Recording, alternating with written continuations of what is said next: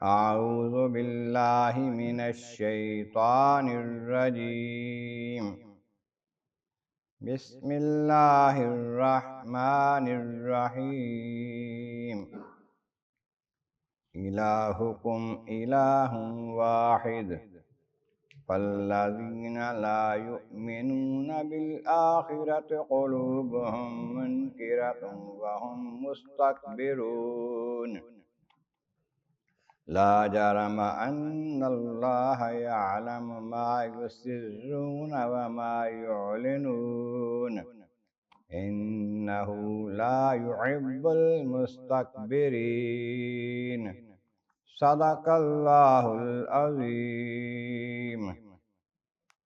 حمد و ثناء رب کریم اور درود و سلام بر سید خیر الانام کے بعد سورۃ النحل کی آیت نمبر 22 اور 23 تلاوت کی گئی ہیں اور 14ویں پارے کے 9ویں رکوع میں ہیں۔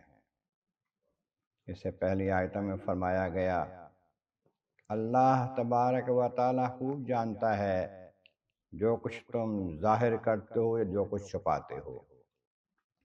کوئی چیز بھی اللہ تعالیٰ سے چھپی ہوئی نہیں ہے۔ تمہارے سارے اعمال ظاہری ہوں یا باطنی ہوں، دل کے ہوں یا ہاتھ زبان کے ہوں، سب وہ خوب جانتا ہے۔ اور جو اللہ تبارک و تعالی کے سوا کسی اور کی پوجا کرتے ہیں، بتوں کو پوجتے ہیں، بتوں کی عبادت کرتے ہیں، وہ جن کو پوجتے ہیں وہ کوئی شے پیدا کرنے والے نہیں ہیں اور خود وہ پیدا کیے گئے ہیں۔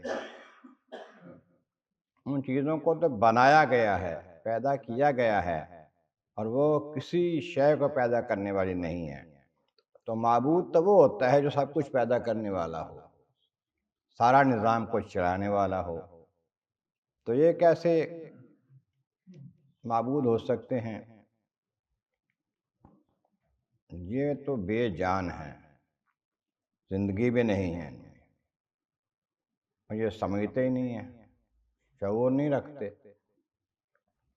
انہیں پتہ نہیں ہے کہ انہوں نے کب اٹھایا جانا ہے اور باقی قوم نے، دنیا نے کب اٹھایا جانا ہے، میدان محشر میں کب کس کے ساتھ کیا ہونا ہے، ان کو کوئی پتہ نہیں ہے۔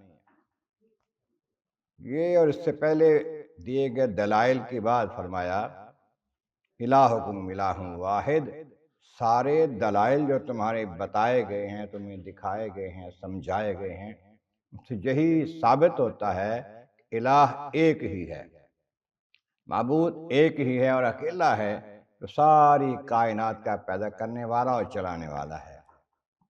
لیکن جو لوگ ایمان نہیں لاتے، آخرت سے ان کے دل منکر ہیں، قیامت کے بارے میں، حساب و کتاب کے بارے میں، دوبارہ زندہ ہونے کے بارے میں انکار کرتے ہیں ان کے دل، اور وہ متکبر ہیں، مغرور ہیں۔ سب دلائل دیکھنے کے باوجود عظمت باری تعالیٰ کو نہیں مان رہے، شان مصطفیٰ کو نہیں مان رہے، یہ تکبر کی نشانی ہے۔ اور یقیناً لا جرم، فی الحقیقت یہی بات ہے، ان اللہ یعلم ما یسرون وما یعلنون، اللہ تبارک و تعالی خوب جانتا ہے جو کچھ وہ چھپاتے ہیں دلوں میں، جہاں کوئی کام چھپ کر کرتے ہیں، اور جو کچھ ظاہر کرتے ہیں، اعلانیہ کرتے ہیں، زبان سے، ہاتھ سے، اپنے دیگر اعمال سے، سب اللہ تبارک و تعالیٰ کے علم میں ہے، وہ خوب جانتا ہے۔ تاہم انہ لا یحب المستکبرین، جو تکبر کرنے والے ہیں، غرور کرنے والے ہیں، بڑائی مارنے والے ہیں، اللہ تعالیٰ ان کو پسند نہیں فرماتا۔ آیت کریمہ اور مقامات پر بھی ہے تکبر اللہ کو پسند نہیں ہے۔ صحابی عرض کرتے ہیں حضور کے بارگاہ میں، حضور ہمارا دل کہتا ہے اچھے کپڑے پہنے، اچھا لباس پہنے، تو یہ تکبر ہوگا، اللہ کی بارگاہ میں ناپسندیدہ ہوگا۔ اور میں نہیں، اللہ تبارک و تعالی جمال والا ہے، جمال کو پسند کرتا ہے۔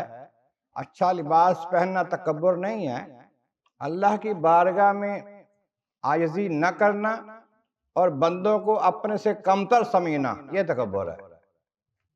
غرور یہ ہے اوروں کے مقابلے میں اپنوں کو بہت بڑا سمجھے، اوروں کو کچھ نہ سمجھے اور اللہ تعالیٰ کی بارگاہ میں نہ جھکے، یہ تکبر ہے۔